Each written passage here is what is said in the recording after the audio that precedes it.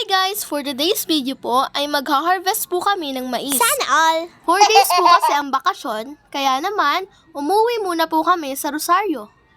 Tara, samahan niyo po ako sa aking mini vlog.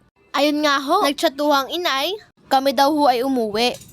At maaari na daw hong ilabo ng mais. Wow! Pagdating nga ho namin, agad ho ay kinuha ng tatay ang kanyang gulong at nanabas na ho ng mais. Ay di kami ho ay sumama. Inyong tingnan, talagang napakalaki ho nitong aming hasyenda. Sana all! Ay baka ho libo-libong mais ang aming makuha din eh. Sana all!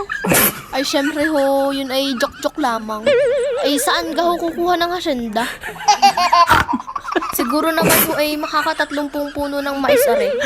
Ay sabi nga ho ng tatay eh, pag may itinanim, ay may aanihin. Ay siya nga naman. Ay kapag ho are nailabon eh, lasa ko'y busog. Ay tulong-tulong na ho kami din eh. Habang ang tatay ho'y nananabas, ay di kami ho'y nagtatalo. Yes! Para ho mailabo na. At matagal-tagal ho aring isigang. Bago pa ho are mapalambot eh. Madami-dami hong kahoy ang mauubos. What? Ayan na ho, at luto na pala.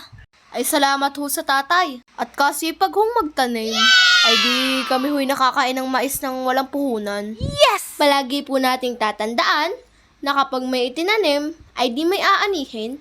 Ayan na lang po muna for today's video. Bye!